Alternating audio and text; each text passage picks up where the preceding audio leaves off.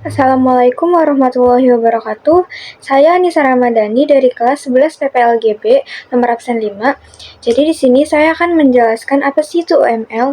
UML atau Unified Modeling Language adalah bahasa visual yang dirancang untuk membantu membuat rencana dan memahami sistem perangkat lunak yang rumit dengan lebih mudah.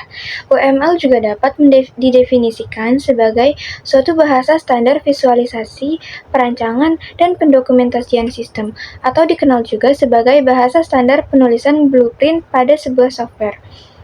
UML menggunakan berbagai jenis gambar atau diagram untuk mempresentasikan batas, struktur, dan perilaku sistem, serta objek yang ada di dalamnya. Beberapa kegunaan dari UML adalah yang pertama, mendesain dan mengembangkan software.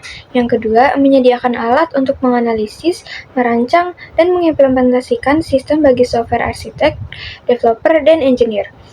Yang ketiga, meningkatkan komunikasi dan pemahaman antara anggota tim melalui satu set diagram dan notasi yang dapat mewakili berbagai aspek sistem. UML digunakan sebagai alat komunikasi yang efektif antara pengembang perangkat lunak, pemangku kepentingan, dan tim pengembangan untuk memahami, merencanakan, dan merancang sistem perangkat lunak yang kompleks. Ada dua subkategori diagram UML, yaitu struktural diagram dan behavioral diagram.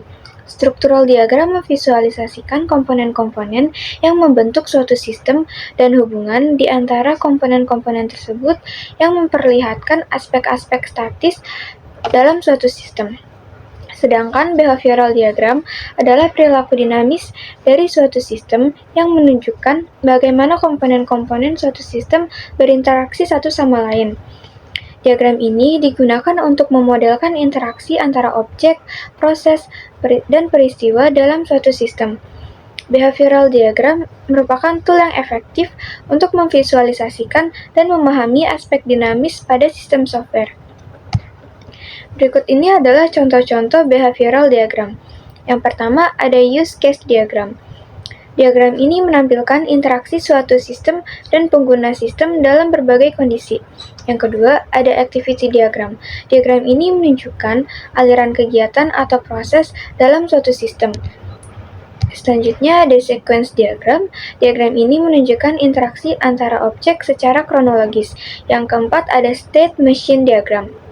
Diagram ini menunjukkan perubahan dan transisi dari suatu objek atau sistem. Yang kelima, ada communication diagram. Diagram ini menunjukkan interaksi antara objek dari suatu sistem. Yang keenam, ada interaction overview diagram. Diagram ini menunjukkan aliran interaksi antara objek dalam suatu sistem dengan fokus pada urutan dan kondisi dari interaksi tersebut. Yang terakhir, ada timing diagram. Timing diagram menunjukkan tingkah laku sistem terhadap waktu. Selanjutnya adalah contoh-contoh dari struktural diagram. Yang pertama ada class diagram. Diagram ini menunjukkan kelas, atribut, dan metode suatu sistem. Yang kedua ada objek diagram. Diagram ini menampilkan snapshot objek dalam suatu sistem dan hubungannya. Yang ketiga ada package diagram. Diagram ini menggambarkan hubungan antara paket-paket yang terdapat pada sebuah sistem. Yang keempat ada komponen diagram. Diagram ini menunjukkan struktur dan hubungan antara komponen-komponen pada sebuah sistem. Yang kelima, ada composite structure diagram. Diagram ini menunjukkan struktur internal dari suatu kelas atau komponen dalam bentuk hierarki objek dan bagaimana objek-objek tersebut saling terhubung. Yang keenam, ada deployment diagram.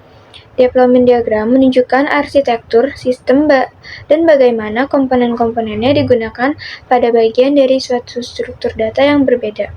Yang terakhir, ada profile diagram. Profile diagram mendefinisikan dan memodelkan berbagai elemen sistem berdasarkan domain atau platform tertentu.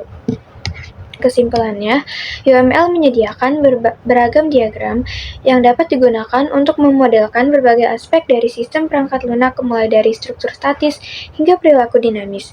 Dengan menggunakan UML, pengembangan perangkat lunak dapat memahami, merencanakan, dan merancang sistem perangkat lunak secara sistematis dan terstruktur, sehingga memfasilitasi pengembangan perangkat lunak yang efisien dan efektif.